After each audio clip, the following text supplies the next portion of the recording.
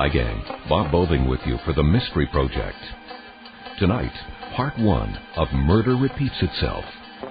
Adapted by Melanie Garrett from the novel Murder in Memoriam by Didier Daeninckx. He's a Belgian author writing a mystery set in France and devised for radio by the BBC. A history student and researcher is brutally shot to death in Toulouse. Inspector Cadin and his assistant Borisseau set out to backtrack the crime and the victim. A search that takes them to Paris and also 20 years into the past.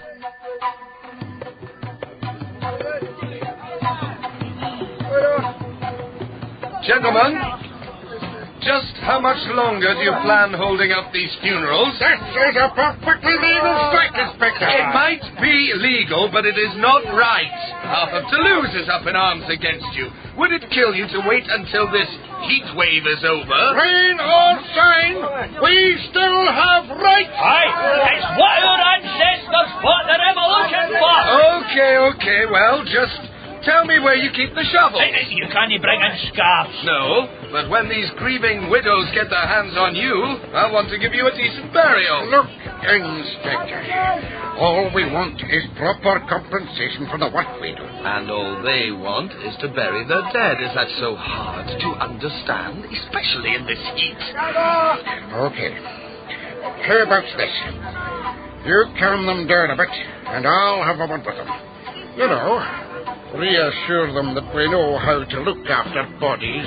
In heat like this, we turn the fridges up nice and high. Just look at the butchers. Better leave the negotiating to me, gentlemen. You're obviously used to the customer being dead.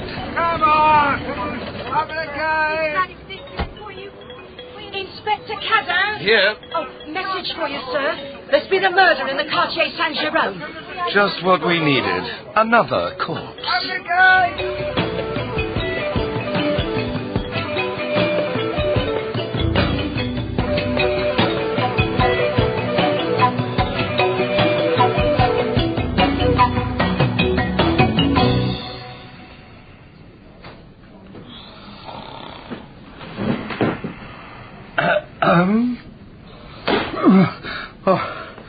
Sir.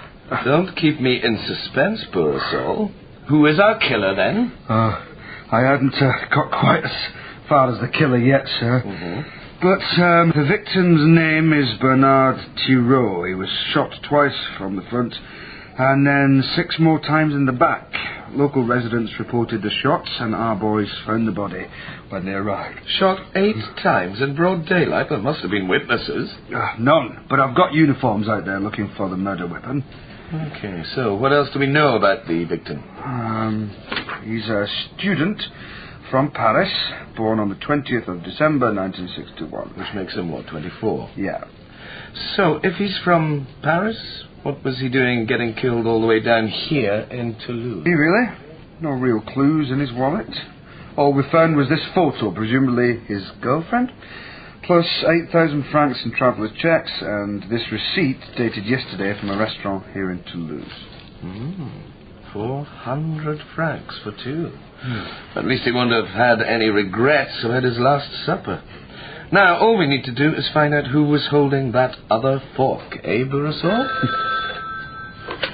Well, you did? Excellent, we're on our way.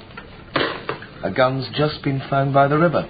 Come on, we can call at that restaurant and check out this receipt on the way. Right.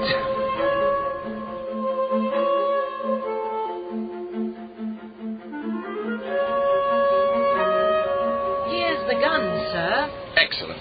Now we're getting somewhere. Do you think it's the murder weapon? At the very least, it's a revolver found abandoned in the river right next to where the victim was shot. Who found it? The man in the green uniform. His name is Durand. Monsieur Durand? Yes? I wonder if we could have a word. I'm Inspector Cadin of the Commissariat de Toulouse. Pleased to meet you. Is this where you found the gun? No, it was further over there. We're working on the flood defences along there, and I spotted it lying on the riverbed. Figured it could be important, so I fished it out with a stick, in case you needed to, test it for prints. Well, it was good of you to be so careful, but our killer won't have left any prints on this. You can tell by looking. I can tell without even looking. This is the underworld's pistol of choice, and unless I'm mistaken, it comes from a batch of 300 stolen by ETA near the Spanish border. They turn up from time to time in cases such as these. Lets us know we're dealing with a pro, and pros don't leave prints.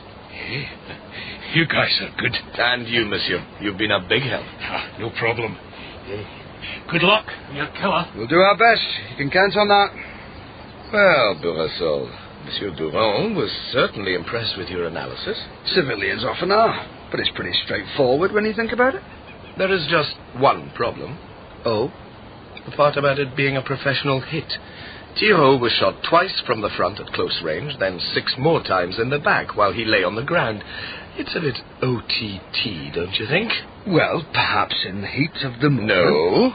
A pro would take one shot to the head or the heart and been done with it. None of this bang, bang, bang, cowboy-style shootout. Whoever shot Bernard Thiraud felt very strongly about wanting him dead. A crime of passion, perhaps? So, maybe it's time we spoke to someone who felt passionately about him. That waiter seemed pretty confident about which hotel they said they were staying at. Maybe Thiraud's girlfriend's still there. Certainly worth a try. I'll call in on my way home.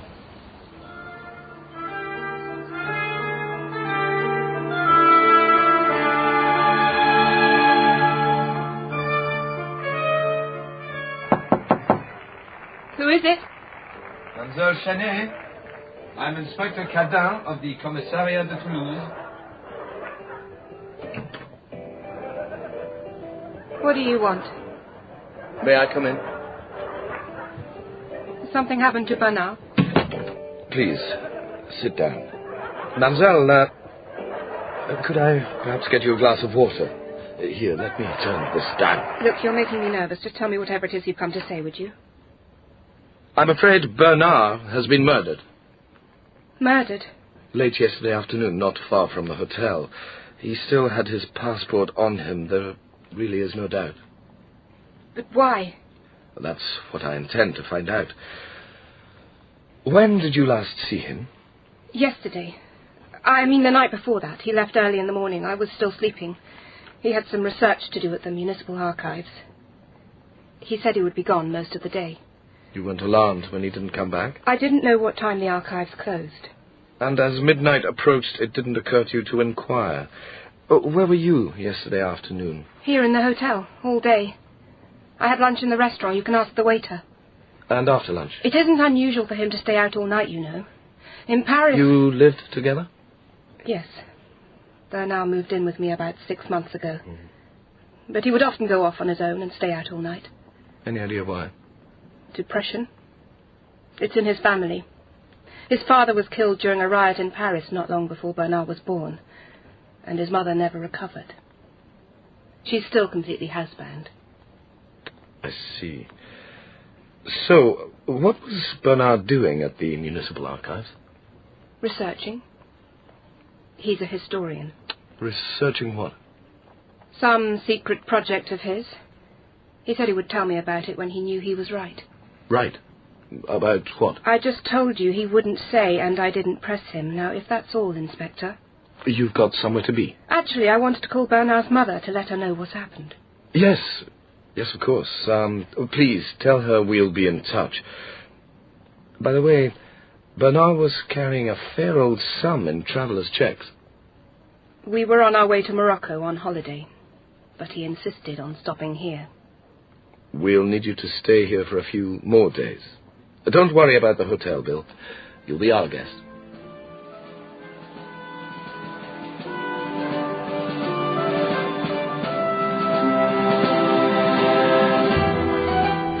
Morning, Bourassa. Morning, sir. I take it you found your woman? Yes, she was still at the hotel after all. Oh, facing the relatives is one part of the job I'll never get used to. How did she take the bad news? Surprisingly well, as a matter of fact. If anything, the waiter at the restaurant seemed more shook up about Thiraud's death than she did. You think she did it? I think she's definitely worth keeping an eye on.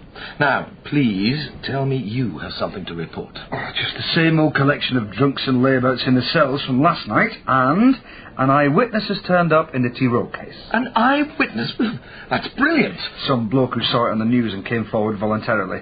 Says he noticed Bernard coming out of the town hall the evening of the murder, and he started to follow him down the street, when out of nowhere... But back up a minute, Bourasol. What was the witness doing following the victim? I thought it best not to pursue that particular line of inquiry. The important thing is, he wasn't the only one following him. Don't tell me. Claudine Chenet? Not unless she's a white-haired Parisian male of average height and build, wearing a grey business suit and black shoes. Parisian? How could he tell that? Because he was driving a dark Renault 30TX with Paris plates on. Bourasol, you are a genius. Your witness is the first one to have seen our murderer. Lunch is on me. Sounds good. Boss, if our killer has Paris plates, then he must have followed Thiraud all the way here. Good point, Bourasol. Contact the autoroute patrols and toll booths and petrol stations between here and Paris. That's a top-of-the-range car. There can't have been more than 10 of them on the Paris-Toulouse road in the last few days.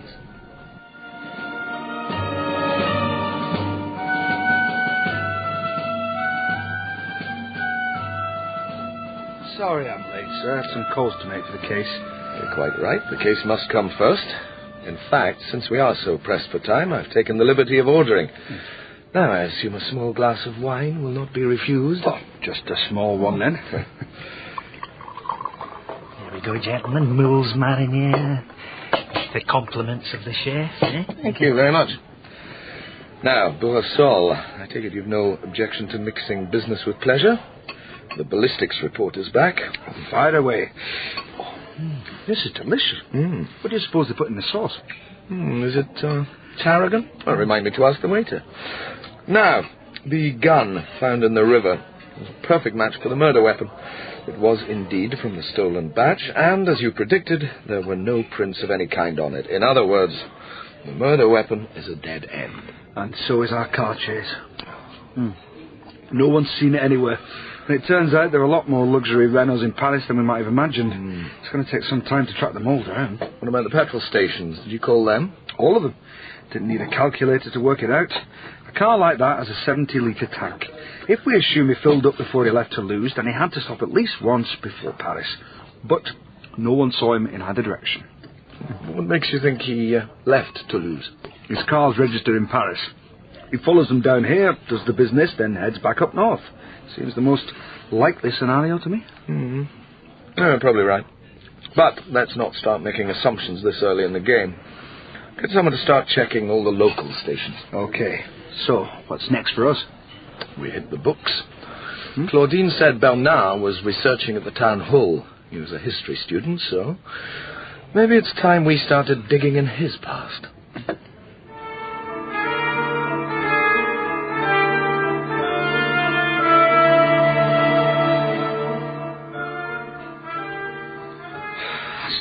See what we're hoping to gain by interviewing librarians. It's not like Thiraud was bored to death, is it? No. But he was murdered on his way back from these archives. Maybe his research uncovered something someone wanted kept secret. I thought you said he was a historian. Why would anyone be interested in what he had to say anyway? Inspector Cadin, I presume. Please come in.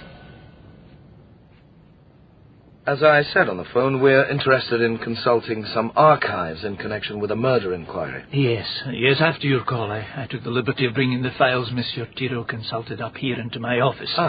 It being such a delicate matter, I thought you might welcome the privacy. Very good of you. What kind of files are they anyway? I'm not too sure, to be honest. It's not really my area. But they appear to be administrative records from the 40s. He seems to have concentrated on files beginning with D. D, eh? Well, let's see what we've got. D is for dairy rationing, deeds to property, demolitions, depreciation, dereliction of duties. Well, it's certainly all here. Not quite all of it. I'm only 3 months away from retirement, and these boxes are getting too heavy for me. Bourasol, why don't you go with Monsieur Lecousson and make a start on the files downstairs, We'll meet back here, compare notes later. Just as well I sharpened my pencil this morning.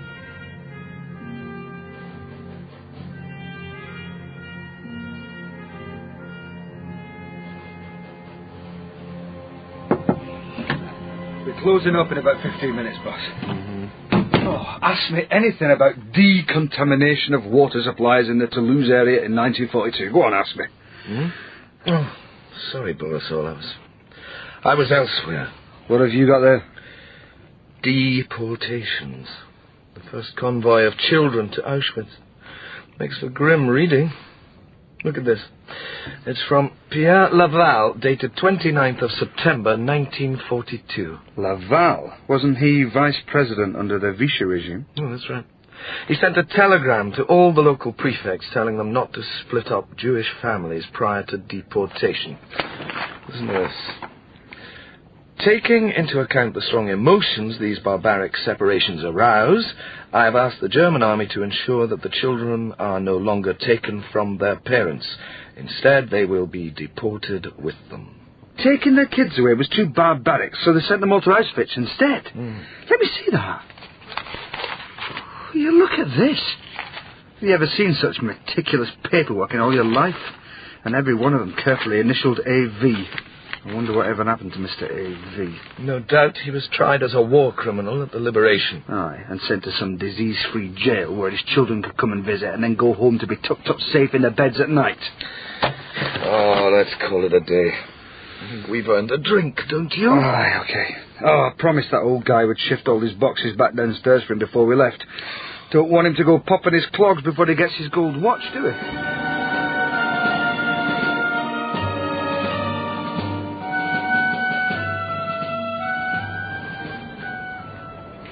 Santé. And to you, Borisol. So, what's next? I think it's time we had another chat with Claudine Chenet before we head up to Paris and see what we can find out there. What did you really make of her, boss? She was a bit too composed for my liking. Didn't seem particularly surprised, either. Surprised at what? Well, everything, really. Bernard staying out all night without warning. Bernard turning up dead in a daylight shootout. Seemed to take it all pretty much in her stride. Maybe she was in shock. Maybe once she'd had a chance to take it all in. Oh, maybe you're right. Anyway, you can judge for yourself in the morning. I said we'd take her to formally identify the body. Come on, drink up. I'll give you a lift home.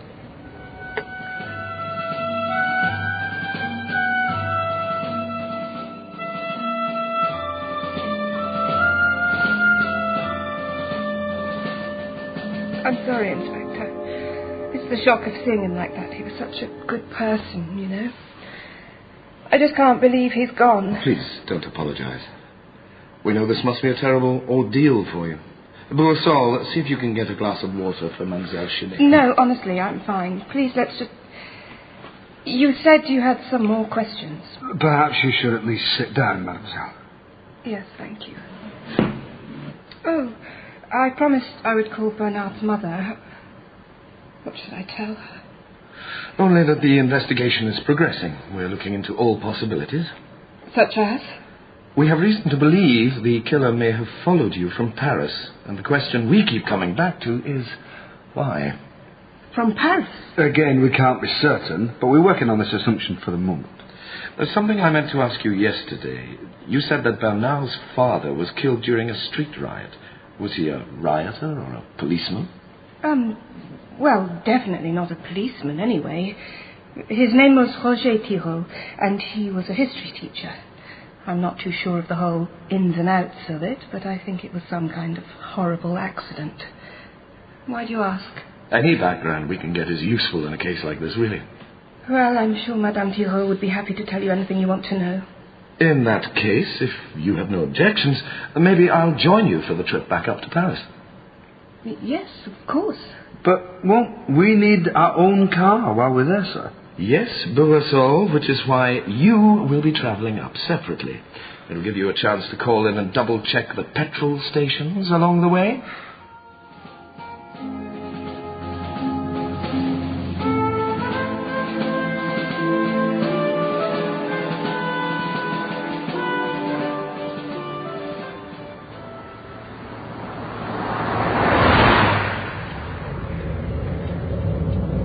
If you're too cold, I can turn down the air conditioning. No, I'm fine, thanks. It makes a very pleasant change.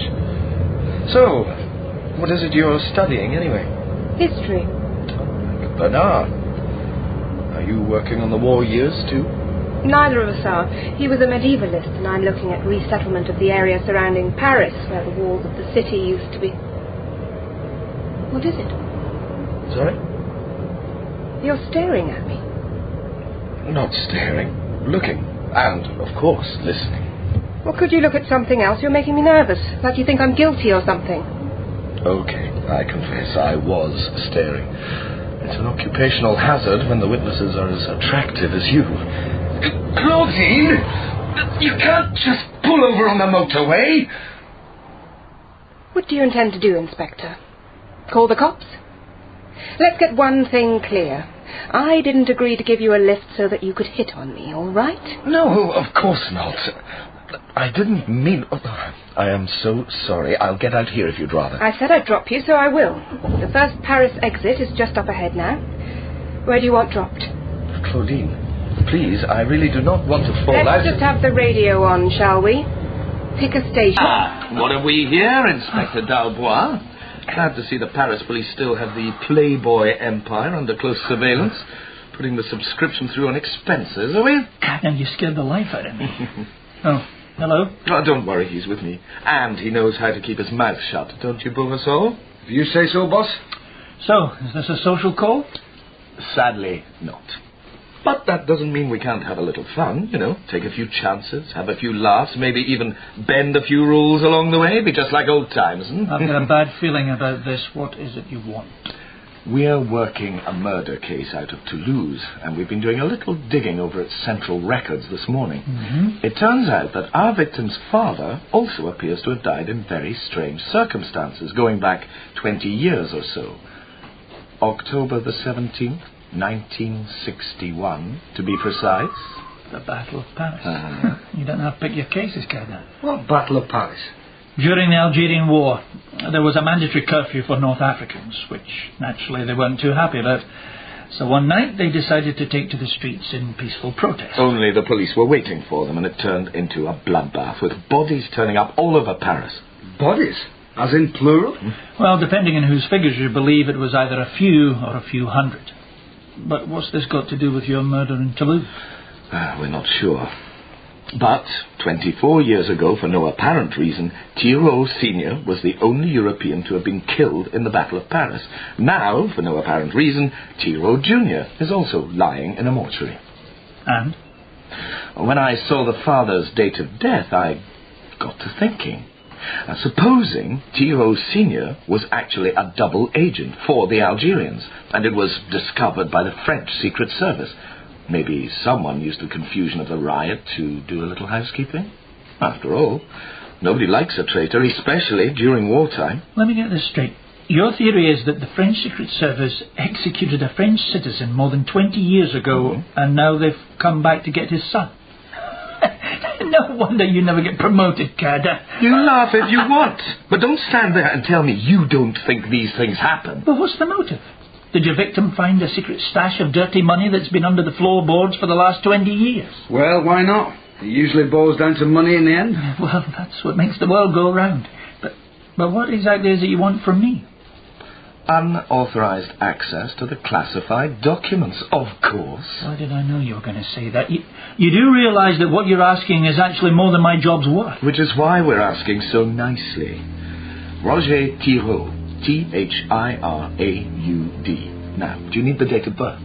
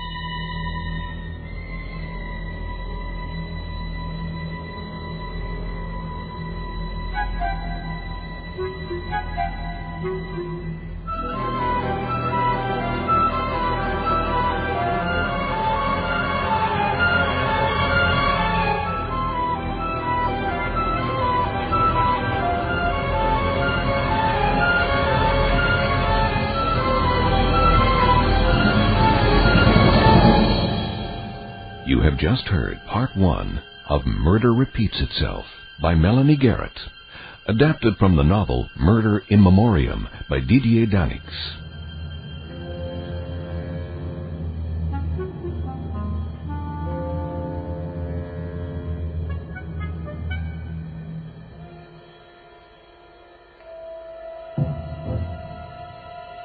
Heard in the cast today, Jimmy Chisel as Inspector Cadin, Mark MacDonald as Bourassault, Emma Curry as Claudine, and Findlay McLean as Dubois. The play was directed in London at the BBC by Bruce Young.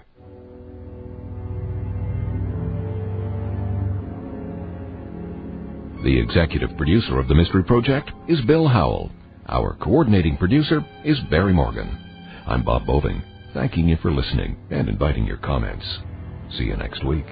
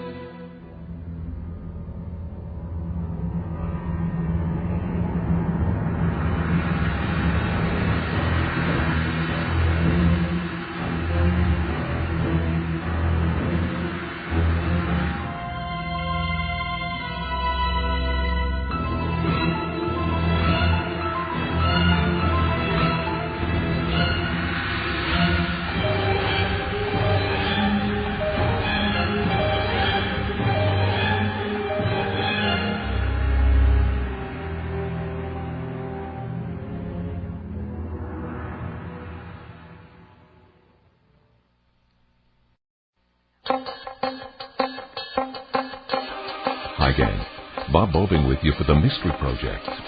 Our serial currently is Murder Repeats Itself, adapted by Melanie Garrett from the novel by Didier Daeninckx, Murder in Memoriam. It all happens in France in 1985. A crime in Toulouse starts a trail that leads to Paris and events that occurred 20 years earlier. As we begin Part 2, we should refresh your mind about the things that happened last week. The victim's name is Bernard Thiraud. He was shot twice from the front and then 6 more times in the back. Local residents reported the shots and our boys found the body when they arrived. Shot 8 times in broad daylight? There must have been witnesses. None, but I've got uniforms out there looking for the murder weapon. Okay, so what else do we know about the victim? He's a student from Paris, born on the 20th of December 1961. Which makes him, what, 24? Yeah. So, if he's from Paris, what was he doing getting killed all the way down here in Toulouse? There are other peculiarities about this shooting. For instance, Thiraud was shot twice from the front at close range, then 6 more times in the back while he lay on the ground.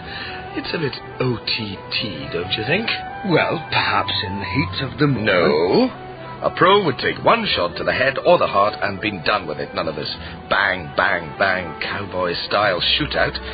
Whoever shot Bernard Thiraud felt very strongly about wanting him dead. however, Bernard Thiraud wasn't alone in the south. He had a traveling companion from Paris, a girl named Claudine. Bernard moved in with me about 6 months ago. But he would often go off on his own and stay out all night. Any idea why? Depression. It's in his family. His father was killed during a riot in Paris not long before Bernard was born, and his mother never recovered. She's still completely housebound. I see. So, what was Bernard doing at the Municipal Archives? Researching. He's a historian. Researching what? Some secret project of his. But as a visitor to the city, who would even know he was there, or that he had a secret project? We have reason to believe the killer may have followed you from Paris. And the question we keep coming back to is, why? From Paris? Again, we can't be certain, but we're working on this assumption for the moment. There's something I meant to ask you yesterday. You said that Bernard's father was killed during a street riot. Was he a rioter or a policeman? Well, definitely not a policeman anyway. His name was Roger Thiraud, and he was a history teacher. In Paris, the two detectives begin their paper chase into closed records of both the Algerian War and the Nazi occupation, and start pulling strings in the documents section of the Sûreté by pressuring an old colleague, Thiraud. What is it you want? We're working a murder case out of Toulouse, and we've been doing a little digging over its central records this morning. It turns out that our victim's father also appears to have died in very strange circumstances, going back 20 years or so. October the 17th, 1961, to be precise. The Battle of Paris. You don't have to pick your cases, Cadin. What Battle of Paris? During the Algerian War, there was a mandatory curfew for North Africans, which naturally they weren't too happy about. So one night they decided to take to the streets in peaceful protest. Only the police were waiting for them, and it turned into a bloodbath, with bodies turning up all over Paris. Bodies? As in plural? Well, depending on whose figures you believe, it was either a few or a few hundred. But what's this got to do with your murder in Toulouse? We're not sure. But 24 years ago, for no apparent reason, Thiraud Sr. was the only European to have been killed in the Battle of Paris. Now, for no apparent reason, Thiraud Jr. is also lying in a mortuary. And? When I saw the father's date of death, I got to thinking. Supposing Thiraud Sr. was actually a double agent for the Algerians, and it was discovered by the French Secret Service. Maybe someone used the confusion of the riot to do a little housekeeping. After all, nobody likes a traitor, especially during wartime. Let me get this straight. Your theory is that the French Secret Service executed a French citizen more than 20 years ago, and now they've come back to get his son.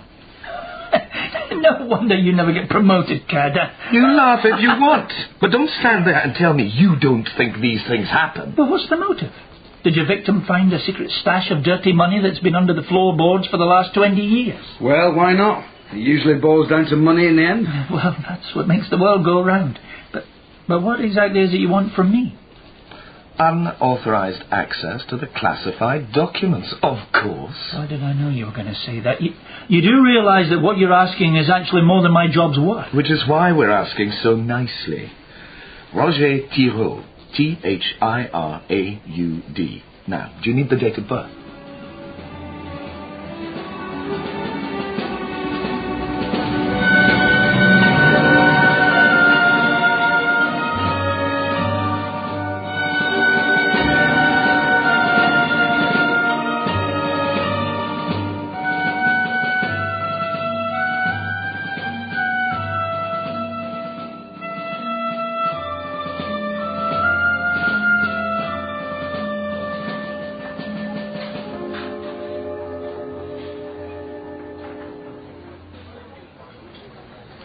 Okay, here we go. 2 croque monsieur, 1 hot dog, and 3 frites. This is your idea of buying lunch, is it? It's your generosity we're interested in here, Dalbois.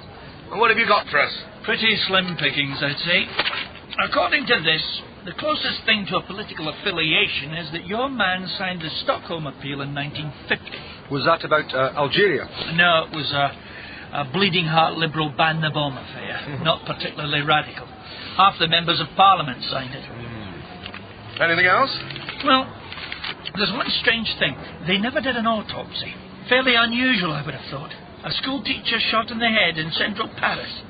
Personally, I'd have put serious money on there having been a post-mortem. Oh, wait a minute. Here's a list of clothing and personal effects found in the body. Let me see that. Yeah, wool suit, blue shirt, white underpants. As long as they were men's, who cares? A bill for 1,498 francs for a TV set and a cinema ticket for the Midi Minuit cinema. Issued just hours before the time of death. That's not much to go on, really, is it? Do you know this Midi Minuit? Well, I've never been there, but I remember it as strictly B-movie horror flicks. You know, the sort of thing, Dracula and Frankenstein. Frankly, no immediate connection to the Algerian war is jumping off the page here. Oh, this is a waste of time. You know as well as I do that hundreds of people were killed on the streets of Paris that night. Their bodies were washing up out of the Seine for weeks afterwards. There has to be a record Any somewhere. official records will be well and truly sealed with no access at all for at least 50 years, or in a case like this, even 100. Okay. So, what about unofficial sources? Well, Yes? there is an ex-police photographer I know of who was there that night. All his film was lost, but he's still worth speaking to. His name is Mark Rosner. I can probably find his number. Don't bother, I think I've got it, actually. I bumped into him a while back on a case I was working on. What do you mean his film was lost? Oh, it's a bit complicated, really. You see, Rosner was always a bit weird. Weird? Well, let's just say he was a bit too enthusiastic in his work with corpses. Don't tell me. No, nothing like that, no. He just liked posing them for pictures. Anyway, when he was sacked, he made the mistake of trying to blackmail the department into a better severance package on the back of the riot photos. Only his lab was mysteriously broken into and everything was stolen.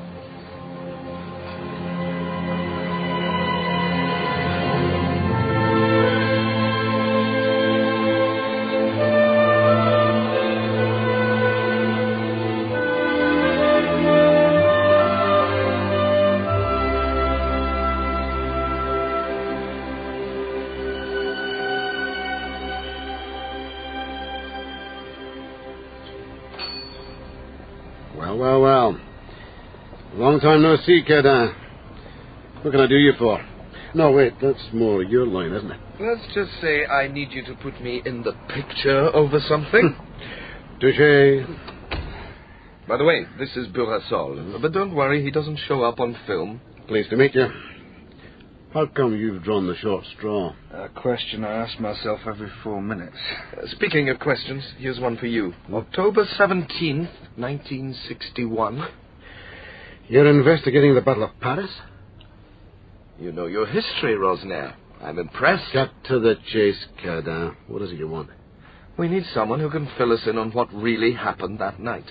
I give you my word, anything you tell us will stay off the record. That night was a defining moment in my life. I've got no problem talking about it. On the contrary. Brandy? Please. So, what exactly is it that you want to know? One of the victims that night was a man named Roger Thiraud. He was shot in the head at close range. Apparently the only European casualty of the night. We're trying to find out why he was killed. Yeah. Thank you. Thanks. Yeah. I must have taken 300 photos, and I don't recall seeing any European faces in the prints. Apart from the cops, that is. They let you take the photos? Let me? I could hardly keep up with them. Everywhere I turned, it was over here, Rosner. Get one of me and this one. And there'd be some idiot posing as a hunter with one foot in some poor sod's back. And all your pictures are, missing? Stolen, yeah. But I do have something which might interest you. Mm-hmm. Did you know that a Belgian film crew was on the scene filming that night? When my negatives were stolen, I contacted the director to tell him my story. He's never been able to broadcast the tapes. Kept getting hit with court orders, and eventually they gave up. Yeah, here we are. Don't tell me. Yep, I've got a copy of their film. Rosner, you are a genius. I don't get your hopes up too much. It was mayhem that night. It makes for pretty grim viewing, that's for sure. Here, grab the other side of this, would you, Burasol? Just as well I kept this old projector, eh? I do all my wedding stuff in video now. Yeah. And action. Okay.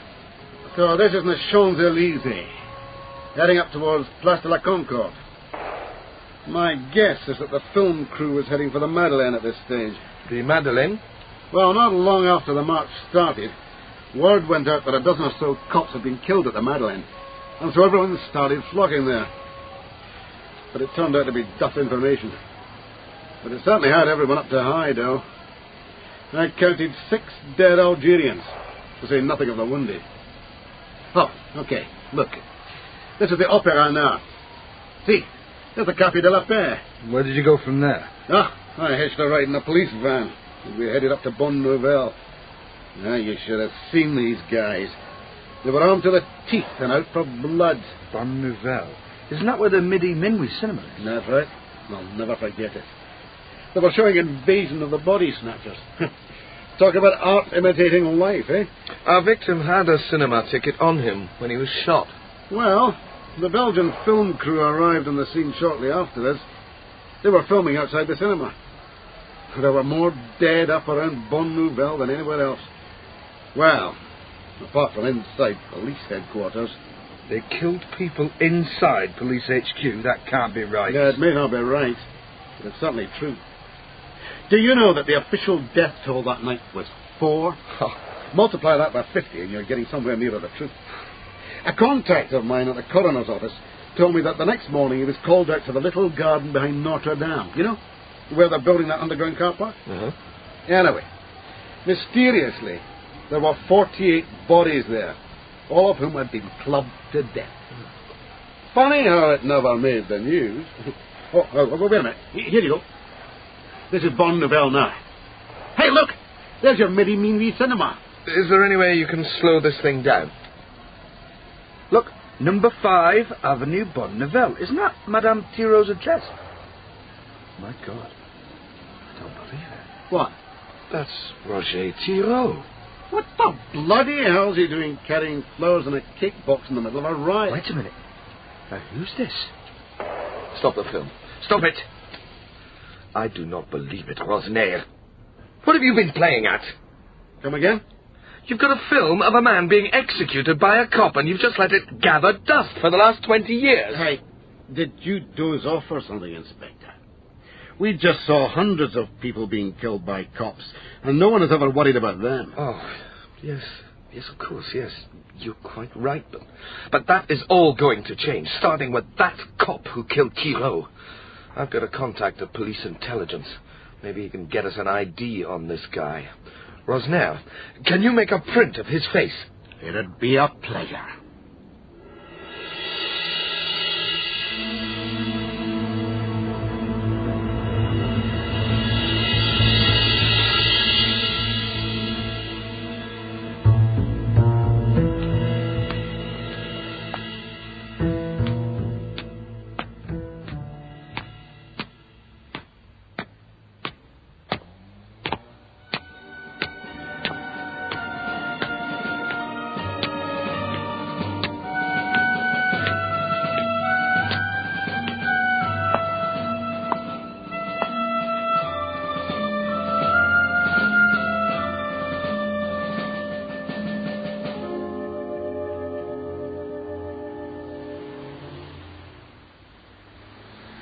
I'm grateful to you for coming, Inspector.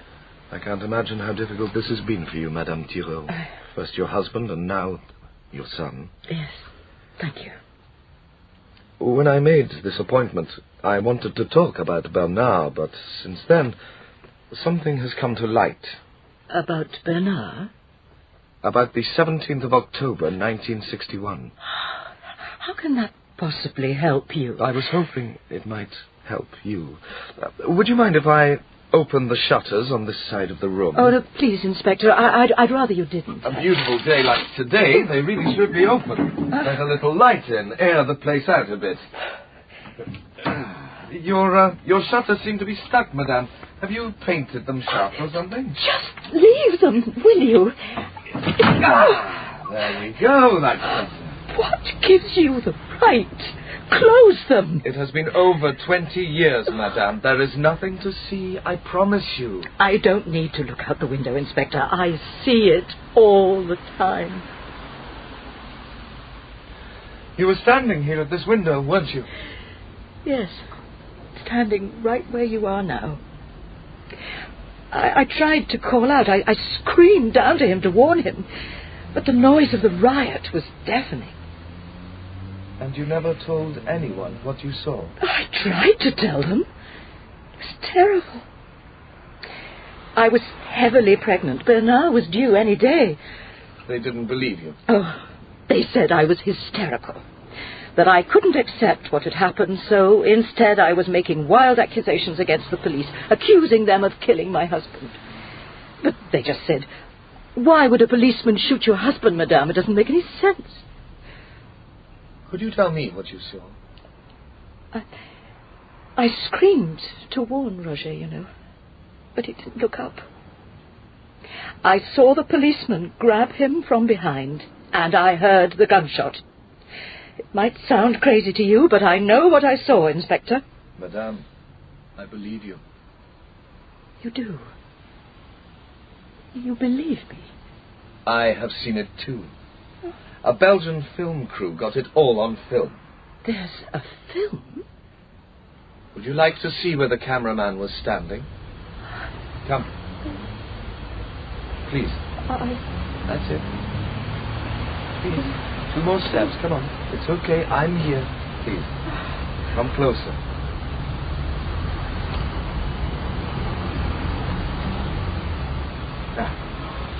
There, you see? See the newspaper offices? They must have been crouched in that lane just there. The film shows your husband walking up the street from around that corner there. He's carrying a cake box and... a bunch of mimosas. My favourite. They fell on the ground all around him. I haven't looked out the window since that day. No. How did you know? I saw you in the film. What? I didn't know it was you at the time, but you are there briefly at the window, and then the camera moves down to your husband. Look, I know this is traumatic, but this is a print of the cop in the film. Would you please look at it? Yes, that is him. But why did he kill Roger? I don't know, but I'm going to make it my business to find out. I should be able to put together a strong enough case to reopen the file. They'll say you're hysterical. Or pregnant. Well, if you are pregnant, I hope you make a better job of it than I did. What do you mean? Do you know, I've hardly left the house since Roger's death. Bernard was raised by Roger's parents. But sometimes they would bring him to see me at weekends. Where did they stay? In Drancy. Bernard grew up in the same house as his father. He was always asking me to go out there with him, but I couldn't bring myself to. Not even when he started working on his father's book. Your husband wrote a book? It was just a local history of Drancy. He started it not long before he died. And when Bernard found it in the attic a few months ago, he wanted to try and finish it. He asked me to go with him to the places in the book and tell him what they might have meant to his father, but I couldn't bring myself to go back there. You don't happen to have a copy I could take with me now, do you? No, I'm sorry. Perhaps Claudine will know where the manuscript is. Well, is it important? I could call her now, if you like. No, please, not to worry. I'm seeing her this evening. I would like to go through Bernard's desk, if I may. Among other things, perhaps the manuscript is there. And thank you for seeing me.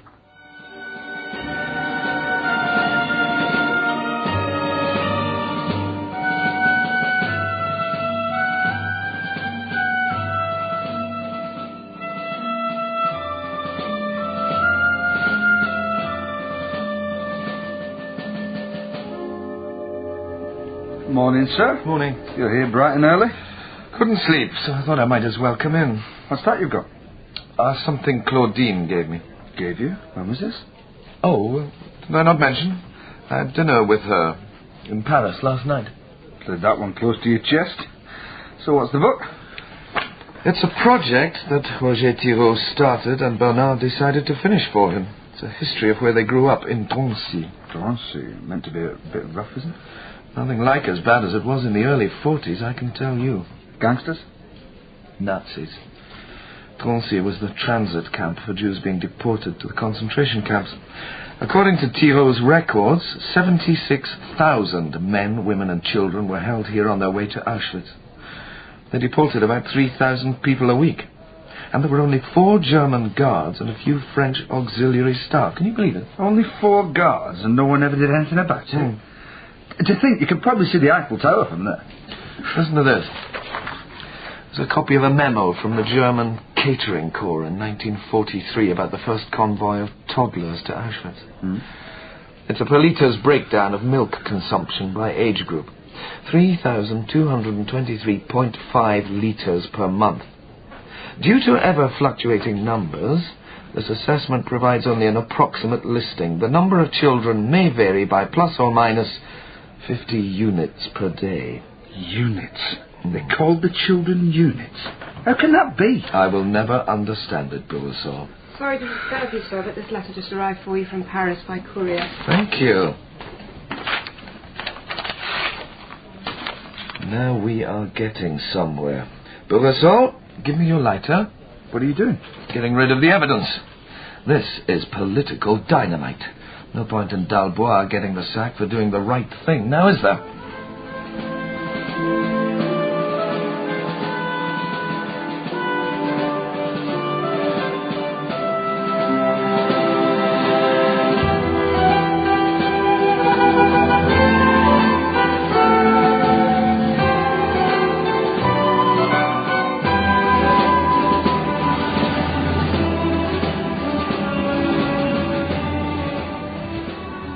You know, what I don't get about Dalbois' theory is why would a police officer kill a civilian like that? Beats me. All his letter said was that in 1961 Pierre Caz was a member of the Special Brigade. Now, they were responsible for liquidating Arab instigators during the Algerian War. So far, we've not turned up one shred of evidence to suggest that Roger Thiraud was involved with Algerian terrorists. No. Well, let's just hope our Monsieur Caz is feeling chatty. Now, you really think he's going to tell us? Why would he walk straight out of retirement into a prison sentence? He's got nothing to lose. There was a special decree in July 1962.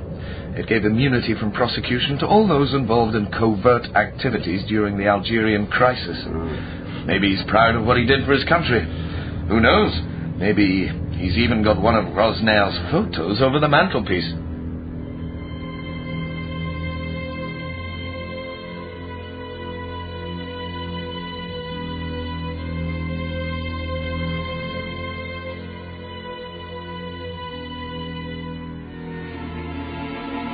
You have just heard Part 2 of Murder Repeats Itself by Melanie Garrett, adapted from the novel Murder in Memoriam by Didier Daeninckx. Heard in the cast today, Jimmy Chisel as Inspector Cadin, Mark MacDonald as Bourgeois, James Bryce as Rosner, Alec Heggie as Caz, Joanna Tope as Madame Thiraud, Emma Curry as Claudine, and Findlay McLean as Dalbois.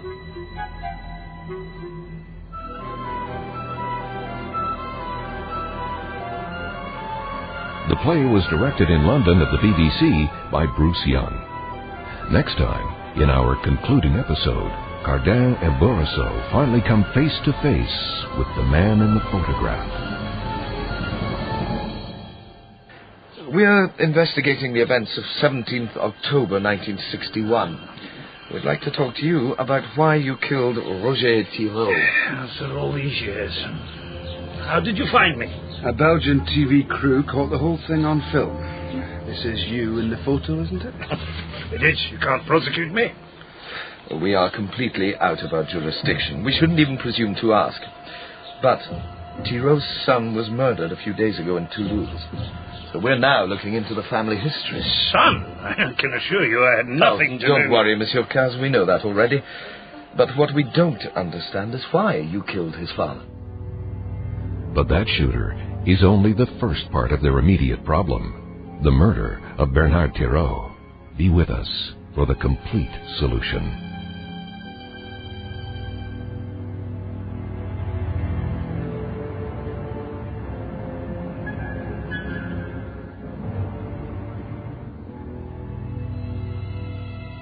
The executive producer of the Mystery Project is Bill Howell.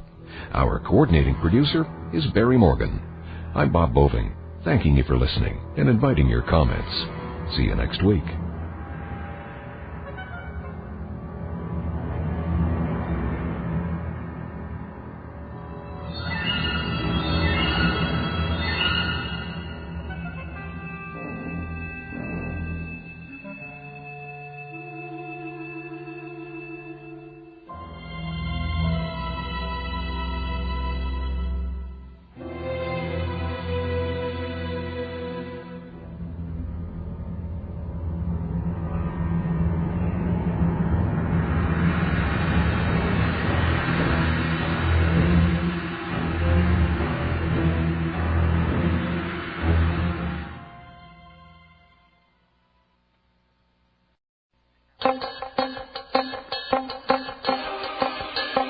Hi, gang.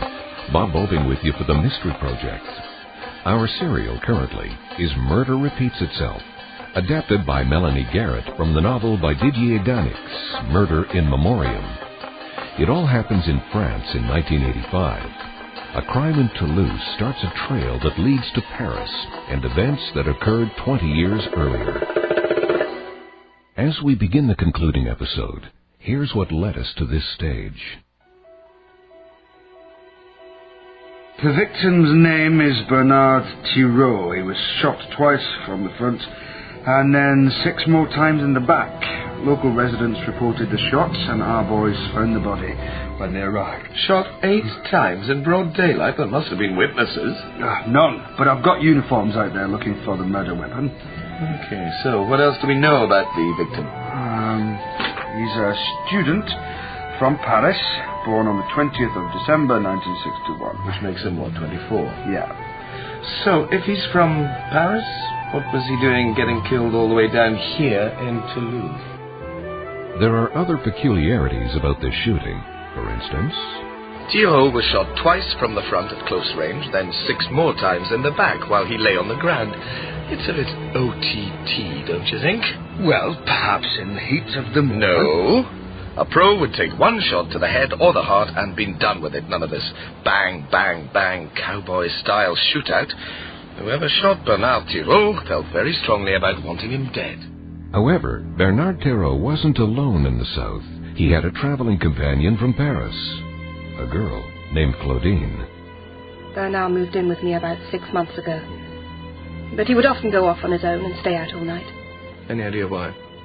Depression. It's in his family.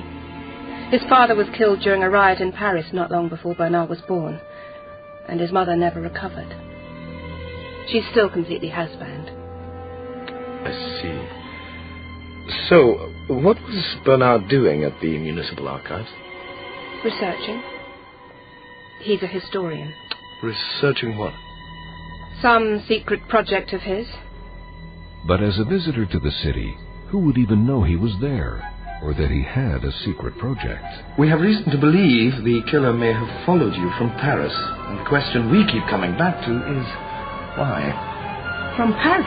Again, we can't be certain, but we're working on this assumption for the moment. There's something I meant to ask you yesterday.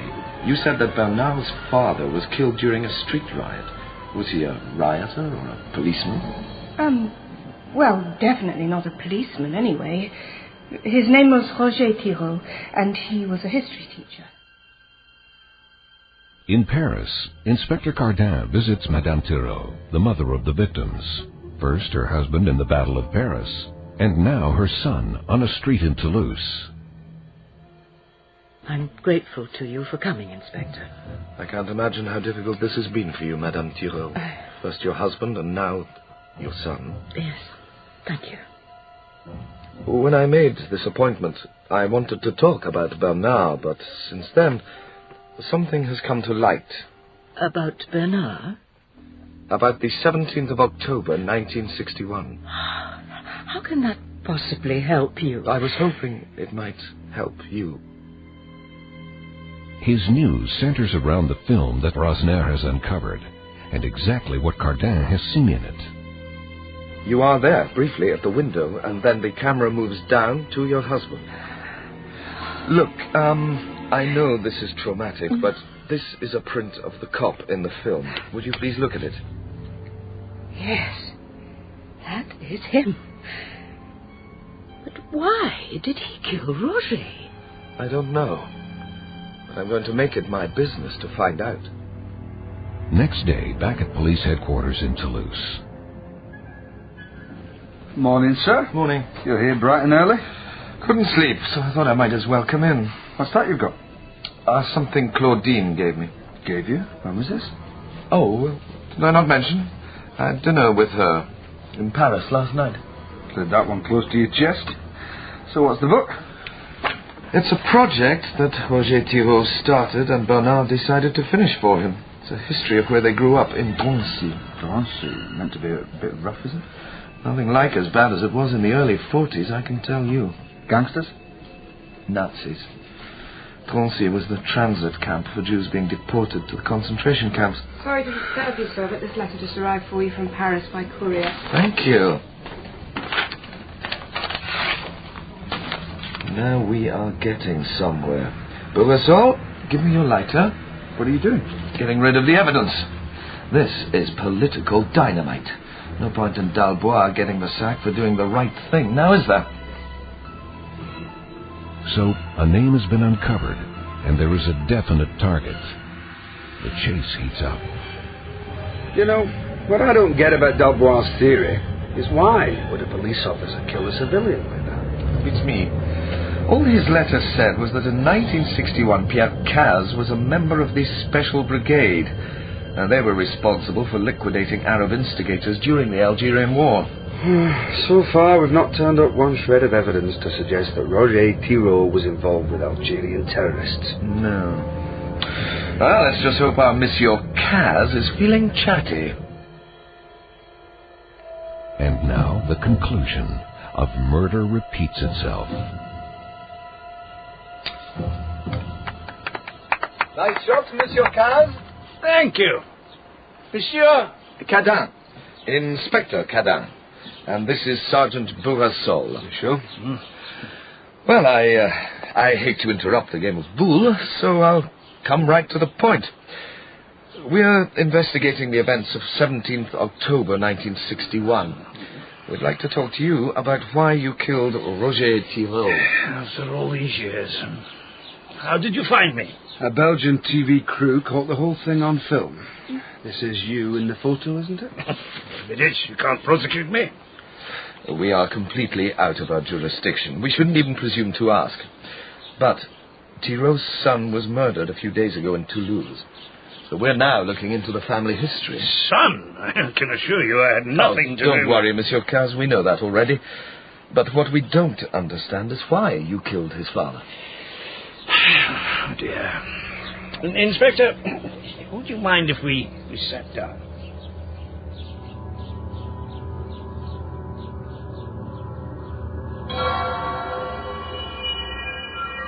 You see, you have to understand it was all such a long time ago.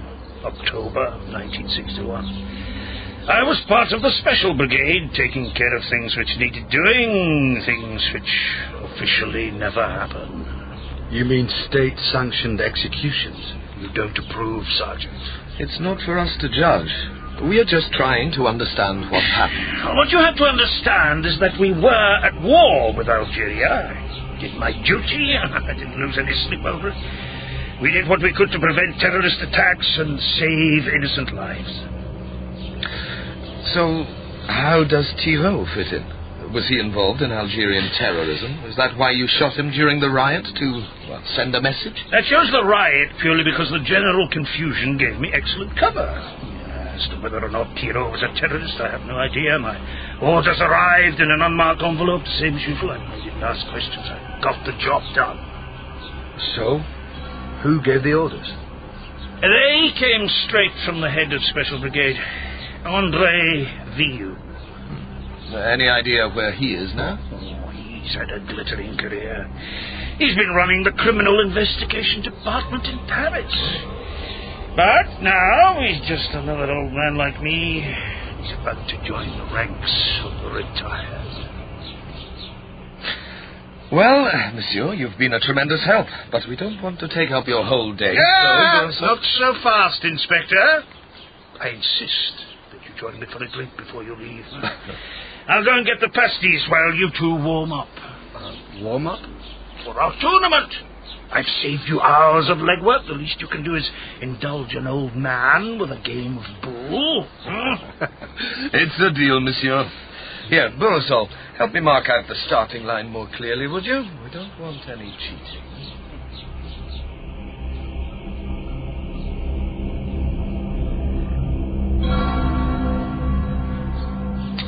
Oh, yes. Sergeant, I can't believe you won again. If I'd known you were a ringer, I'd never have accepted your challenge. My wife, back from shopping. Sergeant, I think the lady could use some assistance. Right, yeah. I'll just go and give her a hand. Well, Monsieur, I guess we've taken up enough of your time. You mean that I have taken up enough of yours? Well, yes, but it has been a pleasure. Yeah, there is one more thing before you go. You want us to come back and tell you what happens when we find Veilleux? Yes, but be careful, Inspector. Don't be fooled by appearances. André Veilleux could be an extremely dangerous enemy.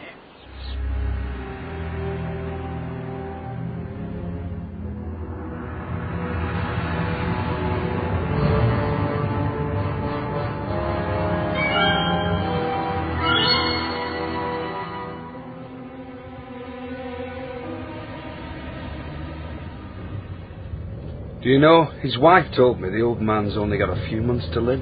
No. Yeah? He seemed fitter than us. Well, he's not, and drinking is a definite no-no. She was not happy about that pastis. I wondered why he didn't touch his.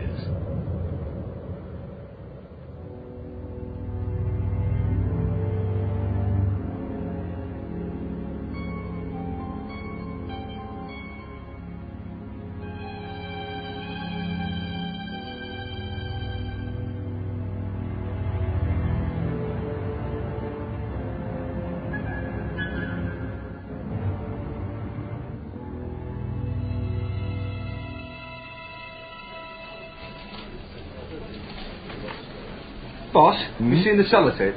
You're not coming unstuck on me, are you, Borisol? No, I want to hang up this new map the stationery office has sent over. Brighten the place up a bit. Here, catch. Well, Borisol, assuming you've no objections while you're playing at Arts and Crafts, I might just pop out and keep working on that double murder inquiry that's been around our necks. Fine by me, boss. Where are you going anyway? Back to the archives to have another look at those files Bernard consulted. It's just a hunch, but I wonder if we might find some reference to this André Veilleux. Oh, yeah. Nearly forgot about that. So, you reckon the initials AV we found on the deportation records could stand for André Veilleux? Well, yes, as a matter of fact, I do. Makes sense, I guess. Like the old guy said, as head of the special brigade, Veilleux must have issued the order to execute Roger Thiraud. But the question is why? And what was the connection to Bernard Thiraud? Apart from the fact that they were father and son. Who never even met each other, though. But they were both digging around in the murky history of Drancy. That's where the deportees all ended up before being sent to Auschwitz. If the AV who initialed all those deportation papers is the same AV who ordered the hit on Roger Thiraud, then it all fits. We know where Veilleux was in 1961, so all we need to know is... Where was he in 1942? I think it's time we gave Dalbois a quick call to see if he can check Veilleux's service record. Well, you could just ask the old guy. Fancy another game of boule, do you? Yeah, actually, but I meant the other old guy. You know, the one at the library. What makes you think L'Écusson knows Veilleux? Well, they're both about to retire, so if Veilleux was here in Toulouse at some point, their paths may have crossed. Well, it's possible, I suppose. There.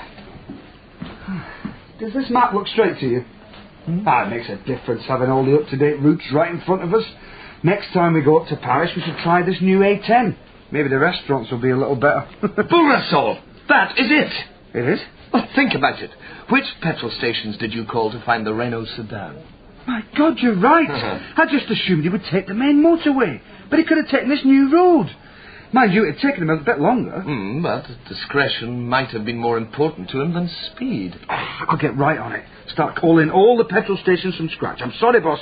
I can't believe I've missed something so obvious. Not to worry, Bourasol. It happens to the best of us at times.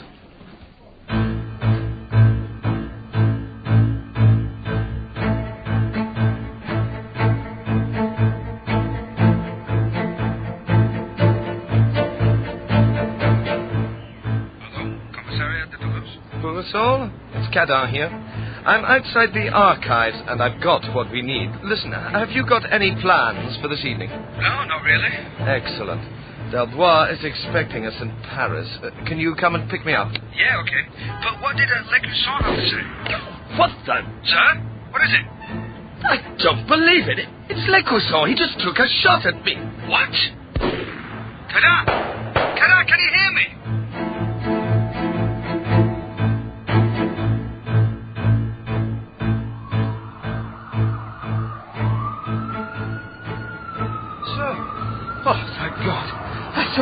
Don't worry about me, Bourasol. I've dodged straighter bullets than he was firing, I can tell you.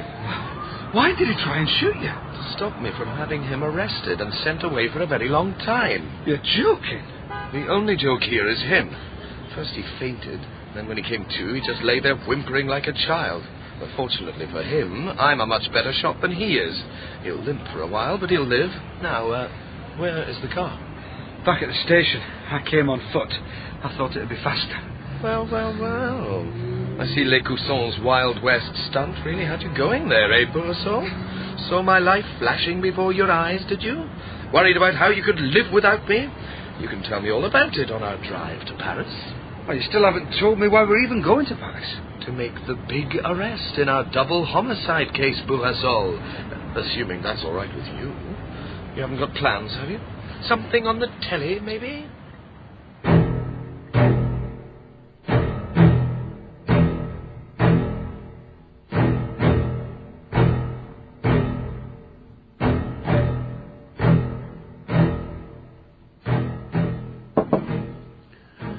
Entrez. André Veillou. I am arresting you for the murder of Bernard Thiraud and conspiracy to murder Roger Thiraud. Bourasol, get the cuffs on him. Not so fast. Trust me, Inspector. Bringing conspiracy to murder charges against someone who has complete immunity from prosecution is not the best way of advancing one's career. The immunity from prosecution extends to servants of the state who are conducting legitimate anti-terrorist activities. I'll double-check the statute, but somehow I don't think carrying out personal vendettas to hide your collaborationist past is going to qualify. You'll have more than that to hide from once your case comes to court. The press will be dining out on you for years. Oh, come now, Sergeant. None of this will ever come to court. None of this will ever make it to any newspaper. Yeah, right, whatever. Now turn around and face the wall. After Les Coussons' embarrassing little shooting spree, I had no choice but to make a few calls. Right this minute at the Ministry, they're preparing a version of events which will be more palatable to public expectation of French law and order. I said face the wall. Inspector, why don't you call the Minister yourself? Please use my phone. That won't be necessary. Stand down, Bourasol. Sir, can't be true. I'm afraid it can. Still, you are to be congratulated on a fine investigation. If nothing else, you did manage to bring my retirement forward by 3 months, for which I extend my heartfelt gratitude. I hope I am not interrupting. Kaz? What are you doing here? Taking him out of the equation before he does the same to you. Kaz? No! My God, you've killed him! You want to beat a man like Veillou, you play by his rules. But you must have known your immunity wouldn't extend to this. Who of us is ever truly immune, Inspector?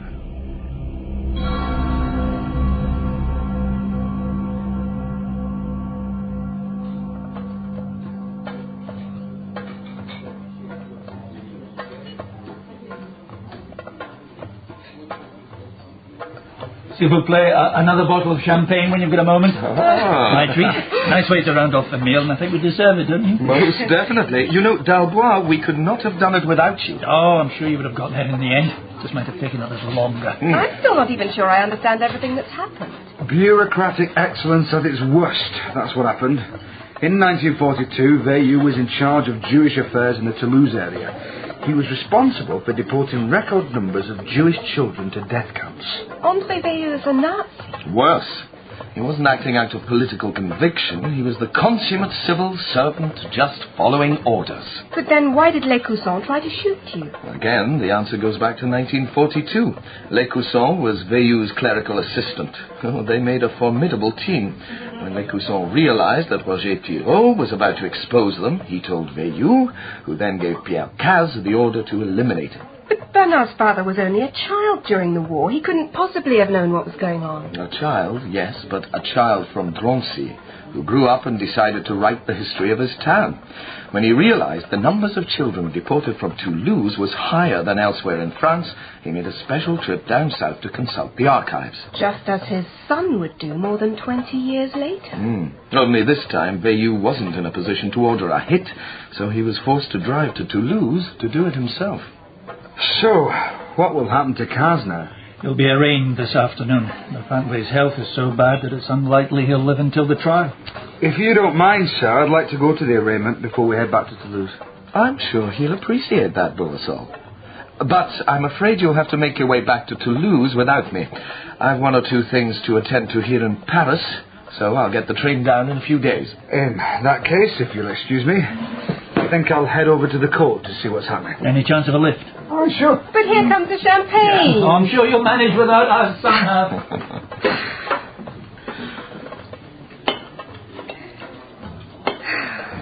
What shall we drink to? To public outrage. Sorry? Just think of the furore there will be when the press gets started on this story. Even the best laid cover-ups can only last for so long. Just don't get your hopes up too high. France is still France.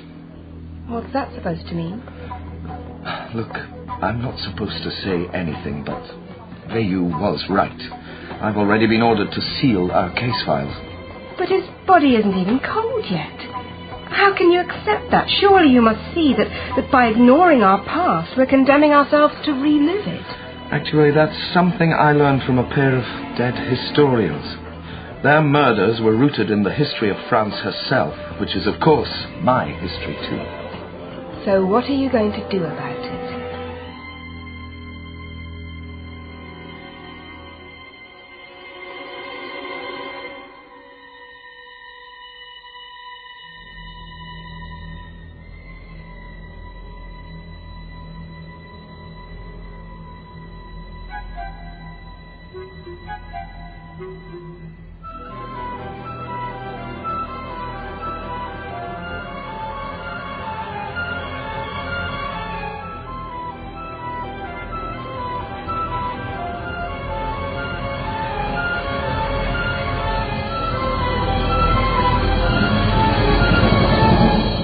Just heard the conclusion of Murder Repeats Itself by Melanie Garrett, adapted from the novel Murder in Memoriam by Didier Daeninckx. Heard in the cast, Jimmy Chisel as Inspector Cadin, Mark MacDonald as Bourasol, James Bryce as Rosner, Alec Heggie as Kaz, Robert Trotter as André Vieux, Joanna Tope as Madame Thiraud, Emma Curry as Claudine, and Findlay MacLean as Dubois.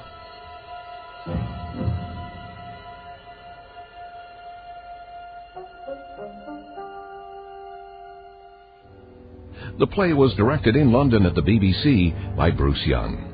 Next week, veteran actor-director Neil Monroe adds a depth to his resume with a new take on what many regard as the first ever detective story, Edgar Allan Poe's The Murders in the Rue Morgue. Reset in Toronto on the night before New Year's Eve, 1889. This version features rival police inspectors, one of them a guest from Montreal. Over here, Inspector Hudson. Here she is. What am I looking at? Mrs. L'Espanaye. Spine snapped, limbs crushed, throat slashed almost to severing. How'd she get here? Well, some of these wounds would be consistent with a fall from a high place. As from the garret rooms above the 4th floor? Les fenêtres étaient verrouillées, Inspecteur. He says the windows were locked, sir. Locked? Oui. From the inside, Inspector. De l'intérieur, exactement. Then how'd she get down here? Well, we don't know, sir. And we didn't. I do. And he did. You could see it in the way his smile tightened his small, penciled mustache. And it was a smile that said it had all the time in the world.